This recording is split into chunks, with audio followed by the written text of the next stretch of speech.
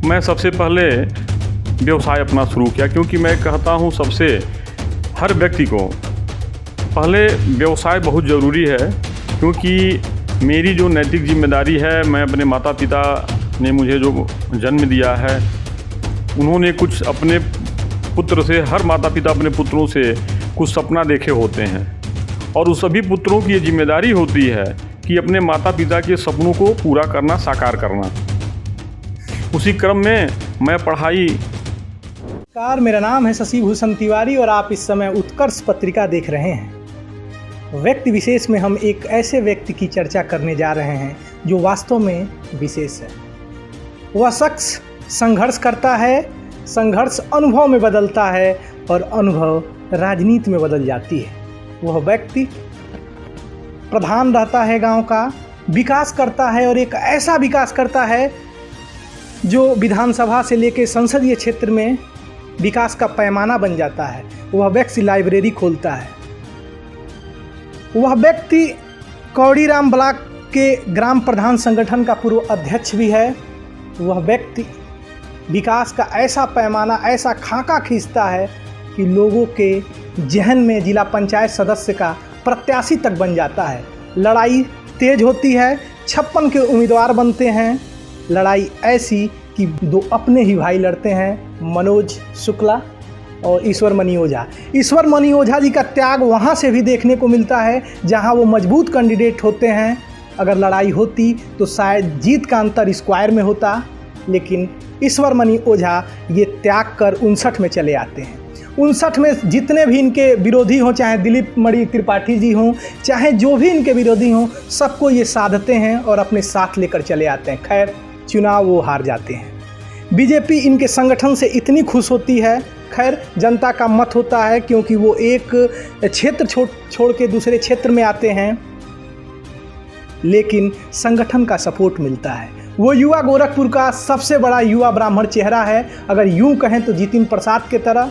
चुनाव जितिन प्रसाद भी हारे हैं, लेकिन ब्राह्मणों में, सवर्णों में जिस तरफ की पकड़ है, गोरखपुर का हर युवा ईश्वरमणि ओझा बनना चाहता है। आज हम व्यक्ति विशेष करने जा रहे हैं, और व्यक्ति विशेष में जिस व्यक्ति के लिए मैंने इतनी भूमिका बनाई वो कोई और नहीं, भारतीय जनता पार्टी के पंचायत प्रकोष्ठ के संयोजक बनाए गए हैं ईश्वरमणि ओझा जी। ईश्वरमणि ओझा जी, आपका उत्कर्ष पत्रिका पे स्वागत है। जी त्रिपाठी जी, पहले तो मैं उत्कर्ष पत्रिका के सभी बंधुओं को मैं नमस्ते करूं और सबको मैं धन्यवाद दूंगा कि आप लोगों ने हमारा व्यक्ति विशेष में हमसे अपने चैनल पर बैठे जो है, और सभी लोगों को बहुत बहुत धन्यवाद और सबको मेरा नमस्ते। ओझा जी, जब हम व्यक्ति विशेष करते हैं तो हम सर्वे करते हैं। कल मेरी सर्वे की टीम, जो कि सर्वे का काम कैमरे के पीछे आज हमारे सतीश नहीं हैं, तो कैमरा संभाल रहे हैं रवि। तो रवि ने जब सर्वे किया तो एक बड़ा नाम निकल के आया गोरखपुर से, और ब्राह्मण चेहरा। बार बार युवा कह रहे थे ईश्वरमणि ओझा जी का इंटरव्यू कीजिए। आज एक हफ्ते से ये चर्चा चल रही थी। ओझा जी, कितनी मजबूत आप बीजेपी को कर पाएंगे? त्रिपाठी जी, मजबूत अकेले हम क्या कर पाएंगे? हमारे जितने हमारे सभी मित्र हैं, हमारे लोग हैं, हमारे सपोर्टर हैं, ये सब लोगों के सहयोग से मैं पार्टी को इतना मजबूत करूंगा कि वो मजबूती इस विधानसभा के चुनाव में दिखाई देगी। परिणाम इतना बेहतर होगा कि पार्टी ने जिस आशा और उम्मीद और विश्वास के साथ जिले का पंचायत प्रकोष्ठ का संयोजक मुझे बनाया है, वो जिम्मेदारी दिया है, वो इस विधानसभा के चुनाव में दिखाई देगा। आगे क्या मैं कहूँ जो है। ओझा जी, मैंने प्रश्न एक आपसे पहले ही कर लिया। जो हमारे दर्शक चाहते थे, कुछ आप अपने जीवन के बारे में बताएं। कैसा संघर्ष रहा है? आज आप जिस स्थिति में हैं, जिस जगह आप खड़े हैं, वाकई इस जगह को हम सलाम करते हैं। आप एक अच्छे व्यवसायी हैं, मेहनत करके आप आए हैं इस स्थिति तक। कुछ अपने जीवन के बारे में बताएं, फिर हम प्रश्नों का सिलसिला आगे जारी रखेंगे। ठीक आपने कहा त्रिपाठी जी, सही बात यही है कि व्यक्ति के जीवन की बात ज़रूर होनी चाहिए। क्योंकि हर व्यक्ति एक जीवन की कहानी होती है, उसी तरीके से मेरे भी एक अब तक के जीवन की मेरी भी एक कहानी है। मेरा नाम ईश्वरमणि ओझा है। मेरे पिताजी का नाम स्वर्गीय बेनी माधव ओझा। मेरा गांव पड़ता है कौड़ीराम ब्लॉक में, गोरखपुर ज़िले से 22 किलोमीटर पर मेरा गांव पड़ता है, कौड़ीराम ब्लॉक में बिनुआ टीकर। मैं किसान का पुत्र हूं। मेरे पिताजी किसान थे और मैं किसान का पुत्र हूं। हम 6 भाई थे। एक भाई साहब की एक दुखद घटना हो गई, उसमें वो नहीं रहे। हम लोग 5 भाई हैं। 5 भाइयों में सबसे छोटे हम ही हैं और हमसे जो 4 बड़े भाई हैं, वो सभी बड़े भाई लोगों ने पिता के जैसा मुझे अपना प्रेम दिया है और जो सुख सुविधा मिलनी चाहिए वो सब बड़े भाइयों से मिला। उसी क्रम में फिर धीरे धीरे शिक्षा, मैं जुबली इंटर कॉलेज से मैं अपनी शिक्षा यहाँ से गांव की, पहले मेरी शुरुआती पढ़ाई मेरी गांव से हुई है। मैं 9 से जुबली इंटर कॉलेज में आया, वहाँ से फिर मैं सेंट एंड्रूज में आया। फिर मेरी पढ़ाई आगे के क्रम में उसी में बढ़ी और इस समय मैं व्यवसाय भी करता हूँ, राजनीति भी करता हूँ, लेकिन अभी भी मैंने शिक्षा को छोड़ा भी नहीं है। मैं इस समय रिसर्च भी कर रहा हूँ।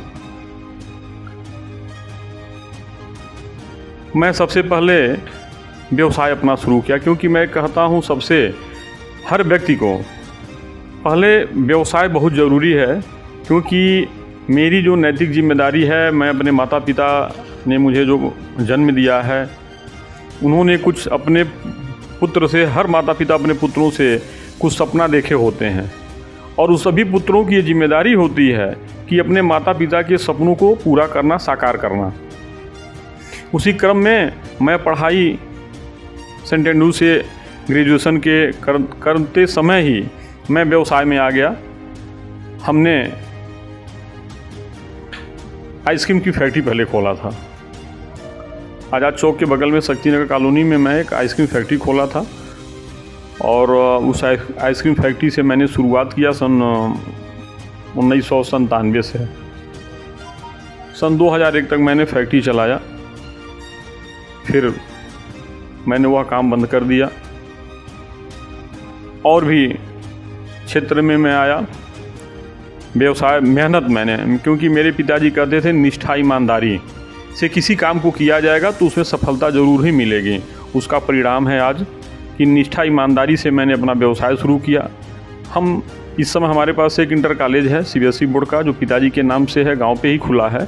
शहर में भी खोल सकते थे, लेकिन गांव पे क्योंकि मेरी जन्मभूमि है, वहाँ के क्षेत्र के लोगों को बेहतर शिक्षा मिले, इसके लिए हम लोगों ने आपस में बैठ करके एक चर्चा किया घर पर, सभी हमारे बड़े भाइयों के साथ बैठ करके। तो उसमें हमने कहा कि हम लोग जहाँ पैदा हैं वो हमारा क्षेत्र है, शहर से 22 किलोमीटर दूर पे है, कोई अच्छी शिक्षा की व्यवस्था नहीं है। शहर में तो तमाम लोग विद्यालय खोले हैं, शिक्षा दे ही रहे हैं और बेहतर एक शिक्षा के लिए वहाँ पे मैंने Madhav public school senior secondary विद्यालय 2007 में विद्यालय की नींव पड़ी और आज के डेट में वो इंटर कॉलेज बन करके तैयार है। अच्छी शिक्षा वहाँ लोगों को मिलती है। उसी क्रम में और व्यवसाय मैंने बढ़ाया। माताजी के नाम से एक देवकी लान यहीं भगत चौराहे पे लोगों को एक सुविधा, शादी विवाह पार्टी अन्य लोगों किसी भी प्रकार की आयोजन के लिए जो है। फिर एक और मैं आपको रोकना चाहूँगा। मैं जब चर्चा कर रहा था तो आपने एक जगह मुझे रोका, जब आपसे मेरी बात हो रही थी। देवकी लान में आप कहते हैं दान करिए और बाएं हाथ से करिए, दाएं हाथ को ना पता चले। आप इसमें जो कमज़ोर हैं, वंचित हैं, जो एफर्ट नहीं कर सकते हैं, आप लोन देते हैं उनकी सुविधा के लिए। आप ये भी मना कर रहे थे चर्चा मत करिएगा। आपका संघर्ष बड़ा तीखा रहा है, उतार चढ़ाव भी आपके संघर्ष में रहा है। जब भी कोई व्यक्ति सफल होता है उसके पीछे एक बड़ी लंबी यात्रा होती है। कभी आप संघर्ष करते समय कभी एक ऐसा संघर्ष आया हो जहां आप टूटते नज़र आए हों और फिर कुछ ऐसा आपके साथ हुआ और फिर आप संघर्ष को आगे आपने बढ़ा दिया? बहुत सही आपने पूछा त्रिपाठी जी।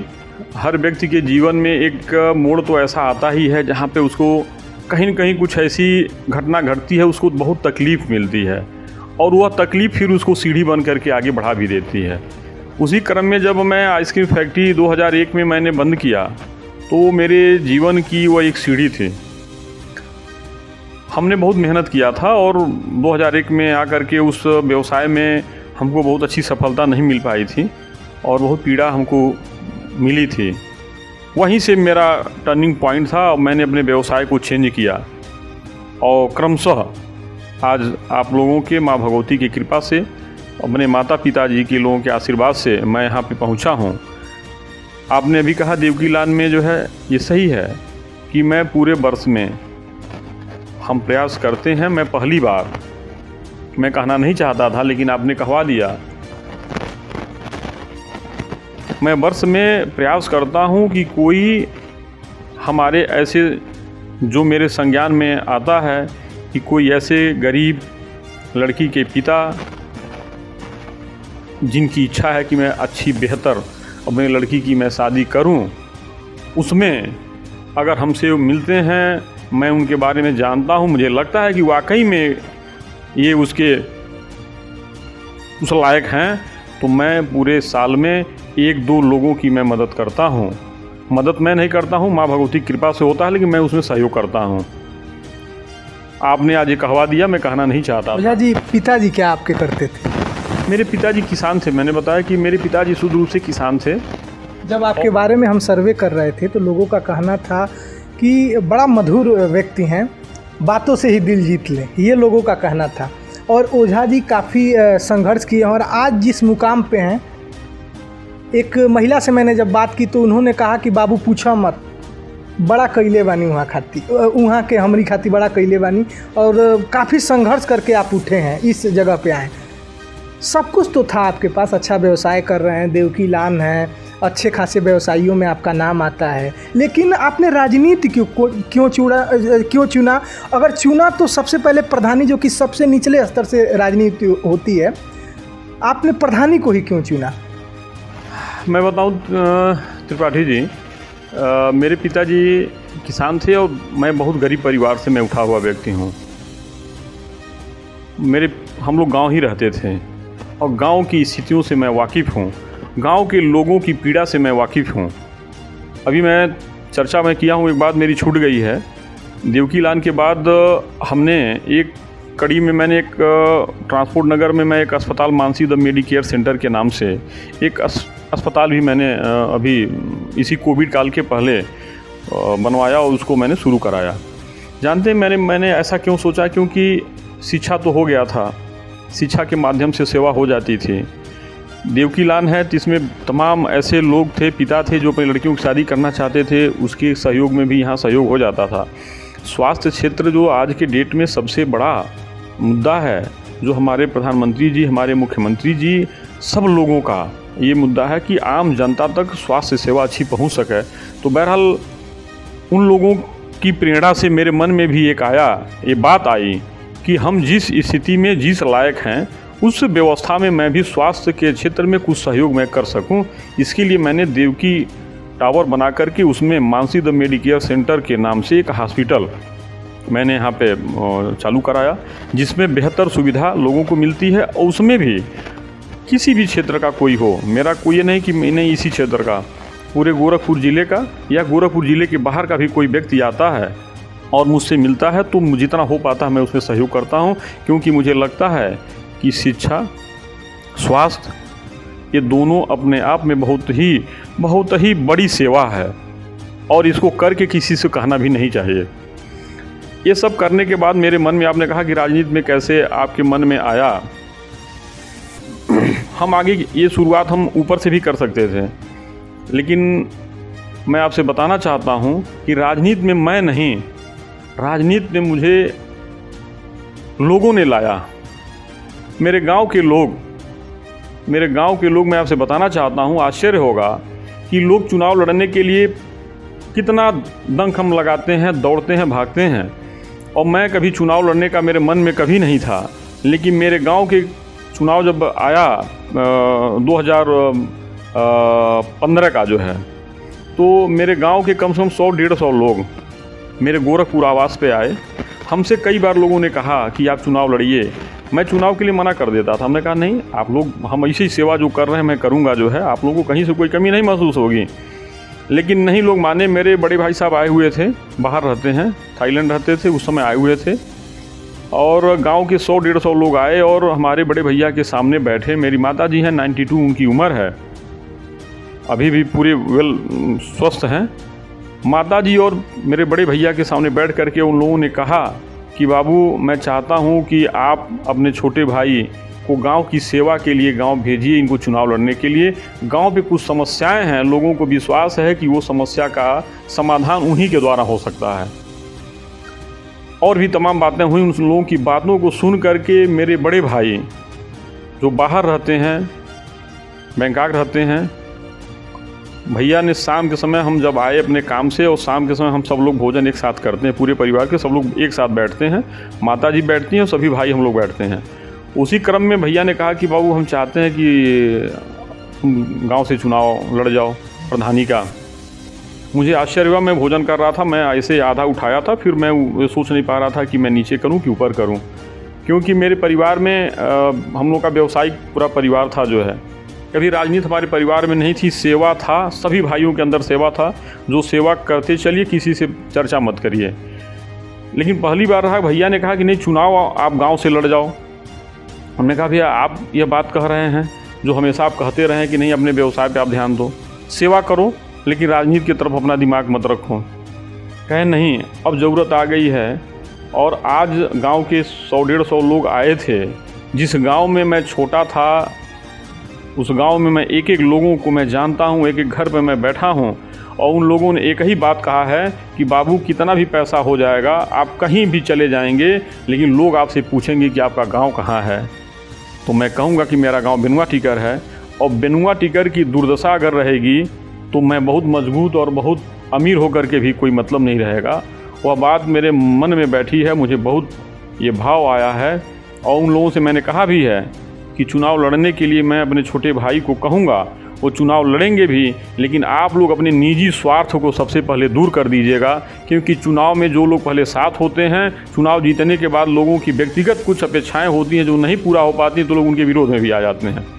उन लोगों ने कहा नहीं, व्यक्तिगत कोई हम लोगों का कोई नहीं होगा, केवल गांव का विकास करना रहेगा, और वही वो करेंगे। हम लोग कभी नहीं कहने आएंगे कि व्यक्तिगत हमको कुछ चाहिए। यह बात जब हम सुने तो मेरे भी माता जी भी मेरी कहीं, नहीं बाबू, गांव में जा कर के इस बार चुनाव तुम लड़ जाओ। और मैं चुनाव 2015 में हम गए।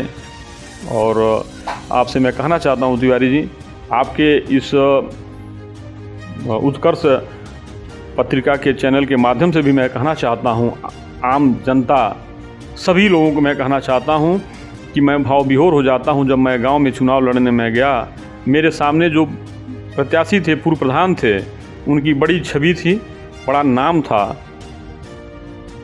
बहुत बड़ी आभा मंडल थी। जो आज के राजनीतिक जीवन में जो लोग, राजनेता लोग जिस तरीके से आभा मंडल तैयार करते हैं, उसी तरीके का आभा मंडल उनके पास था कि कोई व्यक्ति उनके सामने चुनाव लड़ने के लिए सोच ही नहीं पाता था, उनके आभा मंडल की वजह से। लेकिन मैं गया और मैं चुनाव मैं लड़ा, और अच्छे मतों से, भारी मतों से, मेरी पहली बार मेरी गांव सभा, पहली बार बेनुआ टीकर गांव सभा बनी थी, और पहली बार मैं उस गांव का मैं प्रधान बना। और प्रधान बनने के बाद हमारे कौड़ीराम ब्लॉक के जितने प्रधान लोग थे, उसमें सब लोगों ने जो है कहा कि नहीं, आप युवा हैं, अच्छे हैं, और आप अच्छे समाज की सेवा भी करते हैं, इसलिए आपको प्रधान संगठन की जिम्मेदारी भी हम लोग देना चाहते हैं। और सब लोगों ने मिल करके मुझे कौड़ीराम ब्लॉक का प्रधान संगठन का अध्यक्ष भी बना दिया।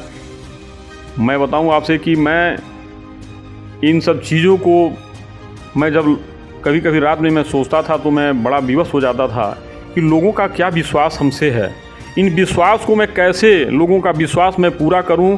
जो मुझे पद मिला है, जो वो प्रतिष्ठा मिली है, मैं इस तरीके से काम करूं कि लोग ये कहें कि नहीं, वाकई में पद प्रतिष्ठा जिस व्यक्ति को मिले वो उसी हिसाब से बेहतर वो काम करे, कि लोग कहें कि नहीं, ये पद के अनुकूल लायक थे। ओझा जी, एक आपकी योजना खूब जिला पंचायत सदस्य के प्रत्याशियों ने इस योजना को अपने जिला पंचायत सदस्य उनका ये कहना था जब हम चुन कर आएंगे तो एक लाइब्रेरी देंगे। आपने जो गांव में लाइब्रेरी बनवाई, ये कहिए तो इस पूरे ज़िले में एक पहचान बन गई। और सब करीबन कई प्रत्याशियों का मैंने इंटरव्यू किया, उनका ये कहना था कि अगर हम जिला पंचायत सदस्य प्रत्याशी चुन लिए जाएंगे तो हर ग्राम में एक लाइब्रेरी देंगे। मैं इस पे आऊँगा। ये इतनी अच्छी आपकी योजना थी जो आज भी लाइब्रेरी आपकी चल रही है। कैसे आया माइंड में? एक प्रधान चुना जाता है तो रोड बनवाता है, कुछ और भी काम वो करता है, लेकिन लाइब्रेरी की सोच कैसे ये आपके दिमाग में? हम आपको ये बताना चाहेंगे कि होता क्या है ना कि व्यक्ति काम करता है और काम करने के बाद जो है जैसे कुछ चीज़ों को, जैसे कुछ क्षण जो है आगे के बारे में जो है, आगे का काम जो मुझे करना है उसके बारे में जो है कुछ विचार करता है, बैठ करके एकाग्रचित होता है और उसके बारे में सोचता है तो कुछ न कुछ उसके मन में निकलता है। उसी तरीके से मैं जैसे प्रधान होने के बाद हमने रोड, नाली, बिजली, तमाम हमारे गांव के जितने देवस्थल थे और भी जितने पेंशन, गांव में जो है अनाज की जो सरकार व्यवस्था दे रही है, ये सब काम जब मैंने बेहतर जब सब कुछ कर लिया, प्राथमिक विद्यालय को मैंने बेहतर जो था उसको बेहतर मैंने बना दिया। मेरा गांव सबसे पहले गोरखपुर ज़िले का ODF, कोडीराम ब्लॉक का ODF हुआ, ज़िले का दूसरा गांव था जो ODF हुआ। सभी लोगों के यहाँ एक एक व्यक्ति के वहाँ शौचालय मैंने बनवाया। एक भी मेरे गांव में आप पता करेंगे जा कर के कि एक भी व्यक्ति के जो शौचालय बने, किसी व्यक्ति का 1 रुपया मैंने उसमें लगाया नहीं। 12,000 रुपया सरकार का जो आता है शौचालय बनाने के लिए सहयोग राशि, उसमें मैंने अपने व्यक्तिगत अपने पास से 5,000 रुपया मैंने और अपने पास से लगा करके और अपने गांव में पूरा एक एक व्यक्ति के यहाँ शौचालय मैंने बनवाया। किसी को मैंने जैसे ये कहे कि नहीं हमारा बना हुआ नहीं, जिनका बना है उनको कुछ नहीं मिलेगा, जिनके वहाँ नहीं बना है ईमानदारी से उनको वहाँ मैंने एक एक परिवार में अपने जा करके सबका शौचालय बनवाए। 1 रुपया भी किसी व्यक्ति का लगा नहीं। 5,000 जो भी एक्स्ट्रा खर्च आया वो मैंने अपने पास से दिया। यह काम जब हो गया तो मैंने एक बार मेरे मन में ऐसे ही आया, क्योंकि देखिए शिक्षा जगत से जुड़े हुए भी थे, मेरे मन में वो था कि एक बेहतर काम इस तरीके से किया जाए। आज के डेट में देखिए परम पूज्य महाराज जी हमारे जो प्रदेश के मुख्यमंत्री हैं, आज की डेट में फोकस है हर गांव में सचिवालय बनाने के लिए और उसको मॉडर्न बनाने के लिए। मैं तो 2015 में ही अपने गांव का पंचायत भवन मैंने मॉडल पंचायत भवन बना करके खड़ा कर दिया। आज जा करके देखेंगे आप जो है तो वहाँ पे हर तरीके की अत्याधुनिक सभी व्यवस्थाएं जो आज हर गांव में हो रहा है वो 2015 में मेरे वहाँ बन करके तैयार था। उसी क्रम में वहाँ पर मेरे मन में आया कि क्योंकि जब व्यक्ति शिक्षित होगा तभी वो और बेहतर विकास कर पाएगा। वही मेरे अपने मन में मैं विचार करके जो है मैंने पुस्तकालय का जो है वहाँ पर शुरुआत कराया और बढ़िया बेहतर मैंने पुस्तकालय बनवाया। यहाँ तक कि उसमें सभी धर्मों की किताबों को भी मैंने रखवाया। क्लास कक्षा 1 से लेकर के 12 तक के बच्चों के सभी विषयों की किताब उसमें मैंने रखवाया कि किसी भी क्षेत्र का कोई भी किसी भी स्कूल का बच्चा हो आ करके यहाँ पे किसी भी विषय की मान लीजिए आपको तैयारी करनी है, पढ़ाई करनी है तो आ करके करे और उससे अपने आप को शिक्षा के क्षेत्र में आगे बढ़ाए और क्षेत्र का विकास करे जो है। जब आप 56 से लड़ने वाले थे, लड़ाई बड़ी और आपका बड़ा अनुकूल क्षेत्र था, वो आपके क्षेत्र में भी आता है। लोगों का ये कहना था कि अगर ईश्वर मणि ओझा 56 से लड़ते तो जो जीत का अंतर था कल्पना नहीं की जा सकती है, वो स्क्वायर या क्यूब में जाता। वहाँ से मनोज शुक्ला भी 56 से लड़ गए। फिर आप ये जानते थे कि आपकी लड़ाई कठिन होने वाली है 59 में, आपने 56 को छोड़ा, लड़ भी सकते थे। किस तरह से समन्वय, ये एक रहस्य का सवाल है जो मैं आज पूछ रहा हूँ, कैसे समन्वय आपने बैठाया 56 से डायरेक्ट, जहाँ आप जानते थे मजबूत हैं, जानते थे 59 में जाएंगे तो लड़ाई तगड़ी होने वाली है और आप बड़े मजबूत ढंग से लड़े भी चुनाव में, कैसे हो पाया? आज आपने बहुत एक ऐसी बात को आपने अपने चैनल के माध्यम से हमसे पूछ लिया। सत्य है कि आज के समय में मैं देख रहा हूँ, कभी कभी पीड़ा भी होती है, कोई त्याग नहीं करना चाहता है और कोई सेवा के भाव से आना नहीं चाहता है। ये सत्य है कि वार्ड नंबर 56 जो हमारे जो वहाँ के जो हमारे लोग हैं, पूरे वार्ड नंबर 56 के हर गांव के लोगों का जो भाव था, मैं जिला पंचायत चुनाव लड़ने के लिए मैं नहीं तैयार हुआ था। हमारे क्षेत्र के लोगों ने ही कहा कि नहीं, हमारे प्रधानी के कार्यकाल को 5 साल को जब उन्होंने देखा, देखने के बाद सब हर गांव के हर 10-20 जो मेरे संबंधी जो रोज़ मिलने जुलने वाले में से लोग थे, हर लोग ये कहे कि नहीं, आप की जो है गांव का आपने सेवा कर लिया और आप अब क्षेत्र का पूरे हमारे कुशवासी बेल्ट की जो है आप सेवा करेंगे और हम लोग चाहते हैं कि आप जो है आप जिला पंचायत का चुनाव लड़िए। ठीक है, सबकी इच्छा थी सबका, क्योंकि मेरा तो उद्देश्य कभी वो नहीं था, क्योंकि लोग एक बार प्रधान होते हैं तो छोड़ना नहीं चाहते हैं। मैं कहता हूँ कि कोई पद अगर एक बार मिला है तो खूब बेहतर काम करिए और फिर उसको उस जनता के हवाले छोड़ दीजिए, उसके माया में न आप लिप्त होइए। जो है हम 56 में पूरी तैयारी किए, लोगों का बड़ा प्रेम भी मिला।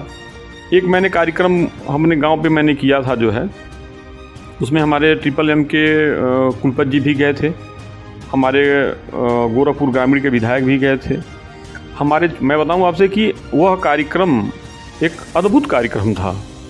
मेरे पूरे कुशवासी वार्ड नंबर 56 के सभी आशा, सभी एनम, सभी सफाई कर्मी, सभी ग्राम प्रधान, सभी BDC, हर गांव के सदस्य और जितने हमारे प्राथमिक विद्यालय के शिक्षक थे, जितने भी गांव क्षेत्र के जो भी लोग थे जो है सम्मानित लोग थे, छोटे हमारी जो महिलाएं थी, माताएं थीं, हर कास्ट के, हर बिरादरी के, जब लोगों ने कहा कि सुना कि का ईश्वर बाबू अपने गाँव में कार्यक्रम धैले बाटे। हाँ, कौन कार्यक्रम है?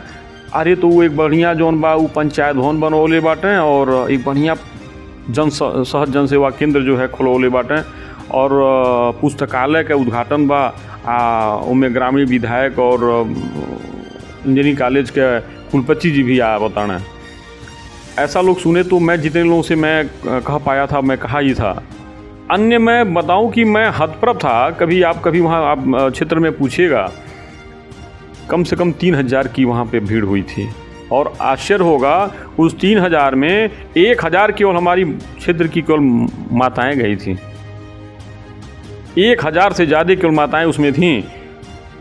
उसमें पहली बार जो है MMM के कुलपति जी ने कहा कि मैं इस टाइप के कार्यक्रम में मैं पहली बार आया हूँ, क्योंकि हम लोग का जो क्षेत्र है वो दूसरा है और मैं ईश्वर बाबू के कार्य से मैं इतना प्रभावित रहा कि मैं अपने आप को रोक नहीं पाया और यहाँ आकर के मुझे लगा कि मैं बड़ा सौभाग्यशाली था कि मैं ऐसे कार्यक्रम में मैं आया, क्योंकि इतनी माताओं को मैंने एक साथ किसी कार्यक्रम में मैंने नहीं देखा था। इस तरीके का प्रेम जो मैंने देखा, देख करके वहाँ पे जो ही हम मंच से नीचे उतरे, सभी माताएं, क्योंकि सबके लिए भोजन की भी व्यवस्था थी, कंबल की भी व्यवस्था थी, तमाम सारी चीज़ें थीं। सब लोग कहें बाबू अब की पारी तू ही के बाबू ओटवा लड़े हुआ है, ओटवा हम ही तू के दे में। हम सबसे हाथ जोड़ते गए, माता जी जैसे आप लोगों का आशीर्वाद रहेगा। इसी क्रम में मान लीजिए हमारे ही पार्टी के जो है एक बड़े भाई मनोज जी भी 1-2 बार पहले से चुनाव लड़े थे, हार भी गए थे। उनकी प्रबल इच्छा थी कि नहीं हम भी चुनाव लड़ेंगे। फिलहाल पार्टी ने जो है निर्णय लिया, पार्टी ने उनको भी, क्योंकि पार्टी के वो भी एक अच्छे कार्यकर्ता थे, वो भी एक पदाधिकारी थे और पार्टी के हम भी एक पुराने अच्छे सक्रिय कार्यकर्ता थे। बीच में जो है ऐसी स्थितियां बनी कि फिर हम 59 में चले गए और 56 में भाई मनोज जी को ही, क्योंकि होता क्या है, खाना बनाया आपने क्षेत्र दे दिया। ठीक है, कभी कभी त्याग करना चाहिए। देखिए कभी कभी त्याग करना, मैंने वही कहा कि कोई त्याग नहीं करना चाहता है। अरे मैं कह रहा हूँ कि अपने त्याग से अगर किसी भाई का भला हो जाए तो इसमें अच्छी बात है। बड़े चतुराई से आप प्रश्नों का जवाब दे रहे हैं और घुमा रहे हैं। ईश्वर जी, अब ये हम जानना चाहेंगे कि ऐसा कहा जा रहा था, जब मैं बात कर रहा था कुछ लोगों से, कि भारतीय जनता पार्टी का आपको जब पंचायत प्रकोष्ठ का संयोजक बनाया गया तो आपको पता नहीं था कि आपको बनाया जा रहा है।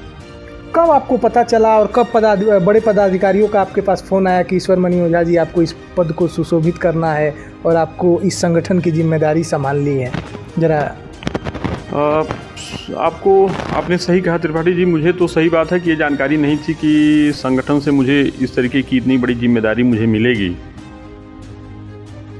बीच में क्योंकि चुनाव ठीक है मैं 59 से लड़ा और चुनाव वो भी एक चमत्कारी ही मैं चुनाव लड़ा 15 दिन में दूसरे क्षेत्र से जा कर के, और इतना बड़े मतों को मैं पाया, इतना अच्छा मत मुझे मिला। मैं 600-700 से मैं चुनाव हारा। लोगों का बहुत प्रेम रहा, पार्टी के सभी लोगों का बहुत प्रेम रहा। मेरे पार्टी के जितने बड़े पदाधिकारी, मेरे जितने जो भी लोग थे, ज़िले के हों चाहे क्षेत्रीय टीम के हों, सब लोगों ने मुझे बहुत ही चुनाव के पहले भी उन लोगों ने बहुत अपना आशीर्वाद और प्रेम और सानिध्य दिया। चुनाव हारने के बाद भी तभी लोगों का मेरे पास फ़ोन आया। सब लोग भी कहे कि नहीं कोई बात नहीं ईश्वर बाबू, आपने बहुत अच्छा चुनाव लड़ा।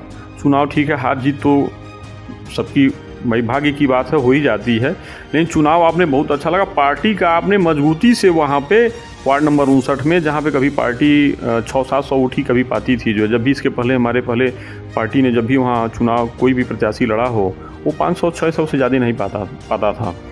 इस बार हम जो है 4500 समथिंग जो है 4200-4500 वोट हम वहाँ से पाए थे जो है। तो पार्टी के सभी पदाधिकारी बहुत खुश थे लोग, और सबका सानिध्य आशीर्वाद मुझे मिला था। लेकिन हमको ये नहीं मालूम था कि संगठन के जो हमारे शीर्ष नेतृत्व के लोग हैं मुझे इस तरीके की कोई जिम्मेदारी, इतनी बड़ी जिम्मेदारी देंगे। इसकी जानकारी हमको 13 तारीख को अचानक जो है, उसी दिन 13 तारीख को ही लिस्ट फाइनल हो रही थी, और अभी हमको लगता है लिस्ट फाइनल हो गई होगी या होने वाली ही रही होगी। उसी क्रम में क्षेत्रीय महामंत्री जी, हमारे बड़े भाई अभिभावक के रूप में श्री प्रदीप शुक्ला जी हैं, उन्होंने हमको सूचना किया कि आपको एक जिम्मेदारी दी गई है और आप अपने जिलाध्यक्ष जी से बात कर लीजिए। हम तुरंत जो है अपने जिलाध्यक्ष जी से मैंने बात किया, और जिलाध्यक्ष जी ने मुझे बधाई दिया कि ओझा जी, और आपको पार्टी ने जो है ज़िले की जिम्मेदारी दिया है पंचायत प्रकोष्ठ का। पंचायत प्रकोष्ठ सबसे मजबूत और सबसे प्रमुख, पार्टी का सबसे मजबूत और बहुत प्रमुख प्रकोष्ठ है, क्योंकि पंचायत प्रकोष्ठ के जितने लोग होते हैं आम जनता से जुड़े और रोज़ मिलने जुलने वाले लोग होते हैं। पार्टी का फोकस पंचायत पे बहुत ज़्यादा है, और चुनाव में बहुत जिम्मेदारी भी पंचायत पे होगी, और आपको सबसे बेहतर मान करके हम सभी लोगों ने जो है पंचायत प्रकोष्ठ का जिले का संयोजक बनाया गया है। और हम सब लोगों को उम्मीद है कि आप पंचायत प्रकोष्ठ को चुनाव में 2022 के चुनाव में सबसे बेहतर रिजल्ट भी पंचायत प्रकोष्ठ से आप देंगे। इसी उम्मीद के साथ आपको ये जिम्मेदारी दी गई है। तब जा कर के हमको जिम्मेदारी मिली। हमने अध्यक्ष जी को विश्वास भी दिलाया कि माननीय अध्यक्ष जी, आप सभी लोगों ने जिस तरीके की विश्वास मेरे ऊपर किया है, मैं विश्वास दिलाता हूँ, क्योंकि मैं जानता हूँ कि जो पद प्रतिष्ठा किसी को मिले उसके अनुरूप उसको काम भी करना चाहिए। मेरे पिताजी कहते थे, कर बेगारी हाथ न बिगाड़ी। मेरे पिताजी यही सिखाए थे कि जिस तरीके से जो है आम का वृक्ष फलों से जब फल उस पे आते हैं तो उसको झुक जाना चाहिए, सरल हो जाना चाहिए। उसी तरीके से हम अपने विचार, मन में, भाव में हमेशा यही हम ले करके चलते हैं। इसी हिसाब से हम काम भी करते हैं, और हम आपको भी विश्वास दिलाएं, आपके चैनल के माध्यम से मैं विश्वास दिलाना चाहता हूं, आम जनता को भी बताना चाहता हूं।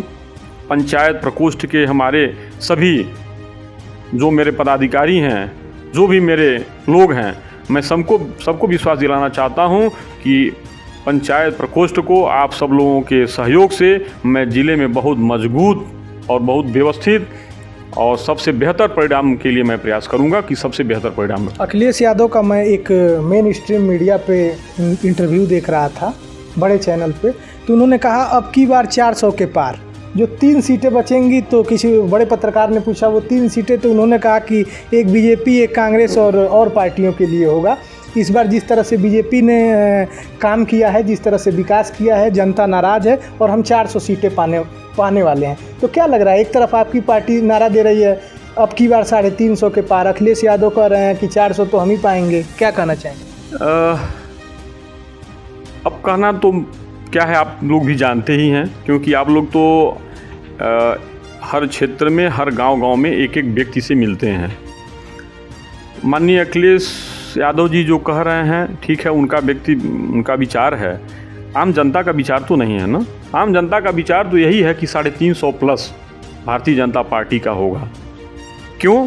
क्योंकि भारतीय जनता पार्टी, हमारे प्रधानमंत्री जी, हमारे मुख्यमंत्री जी इस पूरे 5 साल में जो काम किए हैं, आम जनता उसको देखी है, आम जनता देख रही है। जिस तरीके का विकास आज इस 5 सालों में हुआ है, उस तरीके का विकास इसके पहले भी तमाम सरकारें रही हैं। सपा रही है, बसपा रही है, तमाम लोग रहे हैं। उस समय भी तो ये कह सकते थे मैं 400 प्लस में रहूँगा। पिछला हश्र जो हुआ था उससे बुरा हश्र इस बार उनका होना है। आम जनता हर चीज़ देख रही है, जो देख रही है वो परिणाम भी 2022 में आएगा। तमाम पार्टियां ब्राह्मण प्रबुद्ध सम्मेलन करा रही हैं। बसपा ने अयोध्या से ब्राह्मण प्रबुद्ध सम्मेलन का शुरुआत किया। अखिलेश ने बलिया से लेकर साइकिल यात्रा कि ब्राह्मण उपेक्षित हैं इस सरकार में। क्या लग रहा है, ब्राह्मण वाकई आपके पार्टी से नाराज़ हैं कि यह एक तरह का एजेंडा विपक्ष चला रहा है? देखिए, यह तो चुनाव जब आता है तो तमाम पार्टियां कुछ न कुछ इस तरीके की अपना ले करके चलती हैं, कहती हैं।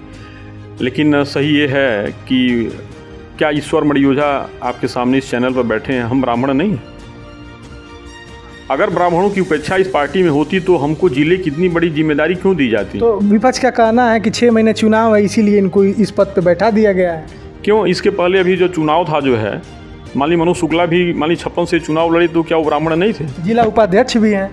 वो भी जिले की आज से नहीं, कई वर्षों से जिले की जिम्मेदारी वो लिए हुए हैं। हरकेश राम त्रिपाठी हमारे पार्टी के जिला उपाध्यक्ष हैं, वो ब्राह्मण नहीं है। ऐसा देखिए, ये तो सपा और बसपा का कहना है। चुनाव जब आता है तो क्योंकि उनको मालूम है कि ब्राह्मण एक मजबूत कौम है। 13% ब्राह्मण हैं। 13% ब्राह्मणों का जो मत होता है, जिसको ब्राह्मण चाहते हैं वही सरकार बनाती है, वही सरकार में आती है, वही पार्टी आती है। भारतीय जनता पार्टी के प्रति ब्राह्मणों का आत्मीयता है, विश्वास है। उसी विश्वास जो 2017 में था वही इस 2022 में भी रहेगा। और मैं आपको विश्वास दिलाता हूँ कि परम पूज्य महाराज जी के कार्यों से जो विकास है, प्रधानमंत्री जी की जो योजनाएं हैं, ये सब जो है हमारे ब्राह्मण भाई जितने जहाँ के भी हैं सब लोग देख रहे हैं। और मायावती जी की, अखिलेश जी की क्या कही जाए। अभी सहारनपुर की घटना में उन्होंने कहा कि मुस्लिम एक हो जाए, कभी कुछ भी कह देगा कोई। सतीश चंद्र मिश्रा ने कहा 23 हम हैं, 13 अगर ब्राह्मण चले आए, किसी की ज़रूरत नहीं है, सरकार हम बना रहे हैं। नहीं, सतीश मिश्रा इसके पहले भी तो सरकार बनाए थे। जितना सम्मान बसपा में मिला उतना सम्मान ब्राह्मणों को किसी पार्टी में नहीं मिला। ये तो सतीश मिश्रा भी जानते हैं कि जब बसपा की सरकार थी तो उनको भी कितना सम्मान मिला था। ये तो कहने की बातें हो गई। ब्राह्मण समझ रहे हैं, और ब्राह्मण पूरे प्रदेश का, पूरे देश का मैं कहता हूँ, ब्राह्मण भारतीय जनता पार्टी को छोड़ करके किसी पार्टी में जाने वाला नहीं है। ब्राह्मण समझदार एक कौम है, वो भारतीय जनता पार्टी में ही रहेंगे और भारतीय जनता पार्टी को ही भारी मतों से चुनाव जिता करके फिर से सरकार बनाएंगे। आप इस समय ईश्वर मणि ओझा जी को सुन रहे थे, भारतीय जनता पार्टी के पंचायत प्रकोष्ठ के संयोजक, जिला संयोजक। इन्होंने हमारे सारे प्रश्नों का मुखरता से जवाब दिया, कहीं भी घुमाते नज़र नहीं आए। मैं आपको बताते चलूं कि उत्कर्ष पत्रिका का एक मुहिम चल रहा है व्यक्ति विशेष, जिस व्यक्ति विशेष में हम ईश्वर मणि ओझा जी को सुन रहे थे। एक और हमारा प्रोग्राम आ रहा है, नेताजी प्रश्नों के चक्रव्यूह में है, देखना ना भूलें। कैमरा संभाल रहे हैं सतीश, मेरा नाम है शशि भूषण तिवारी और आप इस समय उत्कर्ष पत्रिका देख रहे हैं।